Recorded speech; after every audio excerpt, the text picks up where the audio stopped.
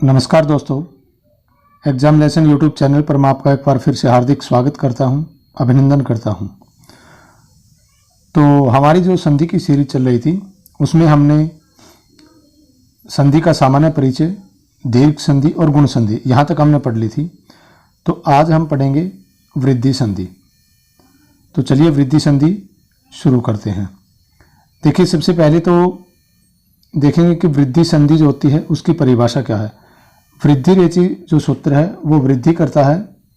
अब वृद्धि किनमें होगी, कौन से शब्द होंगे, क्या उनकी शर्तें हैं, क्या कंडीशंस होंगी, वो हम पढ़ेंगे। देखिए, ए या आ के बाद ए और आ, ठीक है, ये पूरा समुदाय ए वर्ण में आएगा।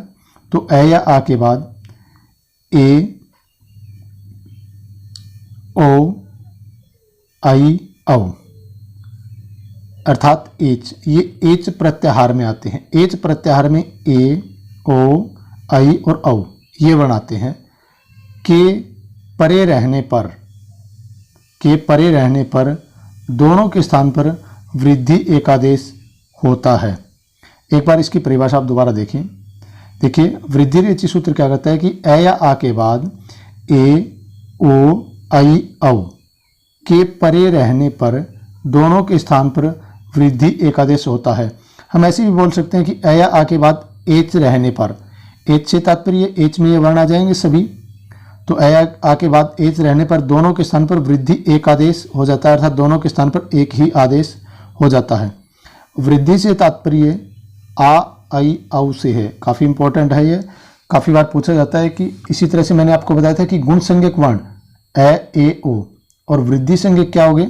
वृद्धि से तात्पर्य क्या होता है, आ, आई और औ से है। चलिए उदाहरण देखते हैं कुछ। जैसे ए या आ के बाद ए होगा तो उसको आई वृद्धि हो जाएगी। ए या आ के बाद में ए होने पर उसको आई हो जाएगा। सभा प्लस ए का सभई का, सदा प्लस एव सदैव।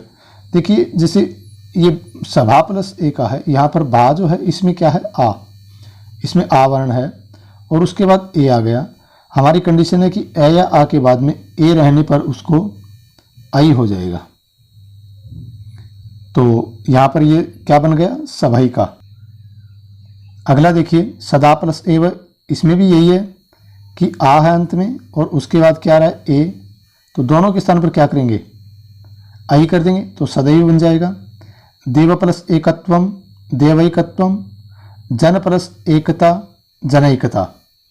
यहाँ पे क्या है, इसमें ए, नए में ए है और उसके बाद क्या आ रहा है, ए। तो कंडीशन शर्त है ए या आ के बाद में ए होने पर उसको आई हो जाता है, उसको वृद्धि क्या हो जाएगी, आई। दोनों के स्थान पर क्या करेंगे, आई, अर्थात ये डबल मात्राएं हो जाती हैं उसके ऊपर, तो क्या हो जाएगा, जनैकता।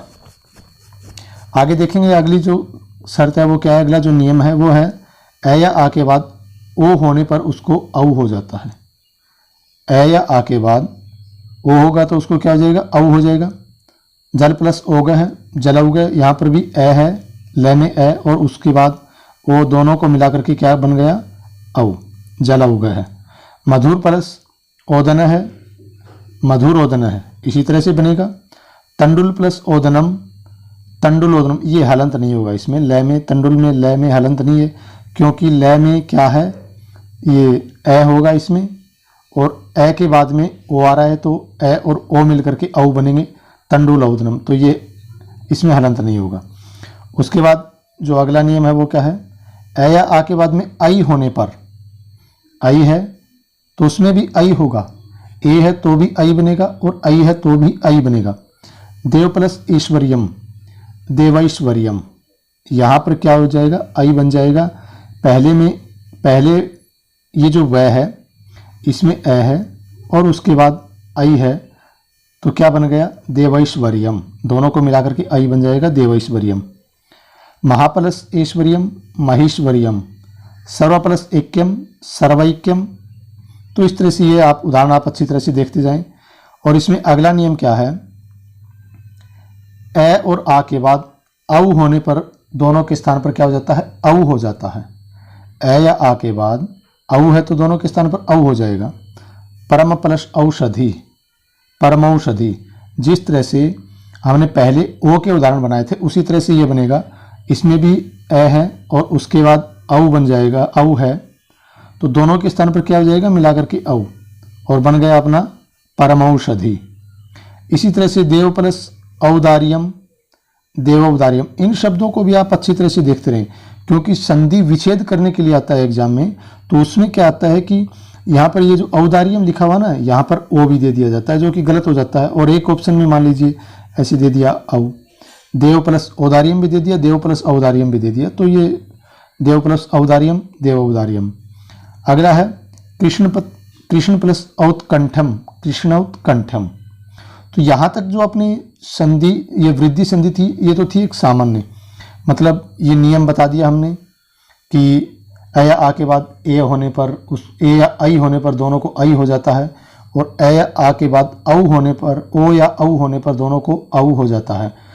इसी तरह से इसमें कुछ अपवाद स्वरूप भी हैं, वो क्या है वो हम अगले वीडियो में पढ़ेंगे। इसमें कुछ अपवाद स्वरूप जो वृद्धि कार्य हैं वो हम बाद में पढ़ेंगे। तो आज के लिए इतना ही। इस वीडियो को आप अच्छी तरह से देखें। वृद्धि संधि का जो सेकंड पार्ट आएगा उसमें ये जो अपवाद के जो नियम हैं वो हम पढ़ेंगे, काफ़ी इम्पोर्टेंट है। तो तब तक के लिए धन्यवाद।